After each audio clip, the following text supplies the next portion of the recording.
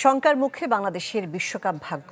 সূচি চূড়ান্ত হওয়ায় বিসিবিকে অবস্থান পুনর্বিবেচনার অনুরোধ জানিয়েছে আইসিসি। তবে ভারতে গিয়ে না খেলার সিদ্ধান্তে অনড় বাংলাদেশ। দুপক্ষের ভার্চুয়াল সভা সিদ্ধান্ত ছাড়াই শেষ হয়েছে। সমস্যার সমাধানে আলোচনা চলমান থাকবে বলে জানিয়েছে বিসিবি। বাংলাদেশের বিশ্বকাপ ভাগ্য নিয়ে ইমেল পর্ব শেষে ভিডিও কনফারেন্স করল বিসিবি ও আইসিসি। বিসিবি সভাপতি আমিনুল ইসলামের শরীরী ভাষায় যেন বলে দিচ্ছে সব প্রশ্নের উত্তর। যে বৈঠকে সভাপতি ও দুই সহসভাপতি সাখাওয়াত হোসেন, ফারুক আহমেদ ছাড়াও ছিলেন cricket operations chairman Nazmul Abedin ও প্রধান নির্বাহী।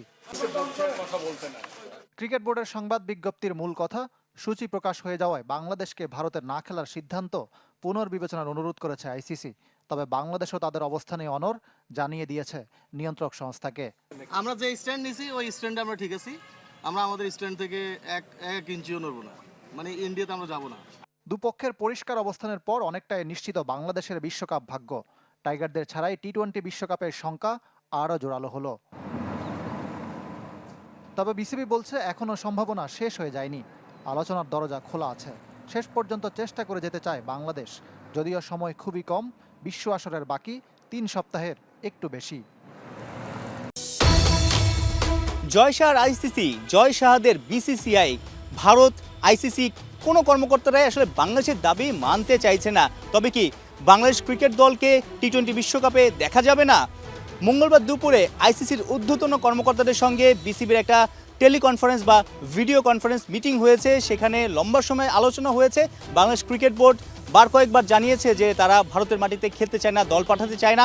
আইসিসিও সিকিউরিটি টিম নানা রকমের পয়েন্ট ধরিয়ে দিয়েছে। তবে মঙ্গলবার যে মিটিং, সেখানে কিন্তু আইসিসি খুব ভালোভাবে জানিয়ে দিয়েছে, অর্থাৎ স্পষ্টভাবে জানিয়ে দিয়েছে। বিসিবি যে মিডিয়া রিলিজ দিয়েছে সেখানে উঠে এসেছে আইসিসির ভাষ্য হলো সূচি প্রকাশ হয়ে গেছে, টিমগুলো গঠন হয়ে গেছে, গ্রুপ গঠন হয়ে গেছে, পাশাপাশি বিভিন্ন দল তাদের স্কোয়াড ঘোষণা করে দিয়েছে। এই সময়টাতে অর্থাৎ বিশ্বকাপ শুরুর 3 সপ্তাহ আগে চাইলেই সূচি পাল্টানো যাবে না, চাইলেই গ্রুপ চেঞ্জ করা যাবে না। অর্থাৎ বাংলাদেশ যেন তাদের যে স্ট্যান্ড, অর্থাৎ ভারতের মাটিতে যে খেলতে চাইছে না, সেই স্ট্যান্ড থেকে যেন সরে আসে, সেই দাবি বা সেই আহ্বানটাই আসলে আইসিসি, বাংলাদেশ ক্রিকেট বোর্ডের কর্মকর্তারা যারা এই মিটিংয়ে ছিলেন, আমিনুল ইসলাম বুলবুল সভাপতি, ফারুক আহমেদ, সাখাওয়াত হোসেন, পাশাপাশি 2 সহসভাপতির সাথে সিইও, পাশাপাশি ক্রিকেট অপারেশনসের চেয়ারম্যান নাজমুল আবিদিন ফাহিম, মোট 5 জন এই মিটিংয়ে ছিলেন বিসিবির পক্ষে। পাশাপাশি আইসিসির বেশ কজন ছিলেন।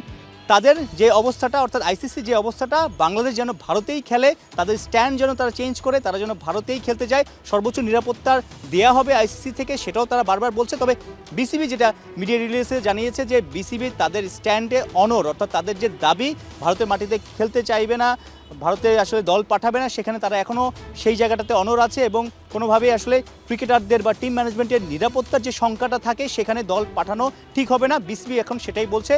তবে এই যে মিটিং,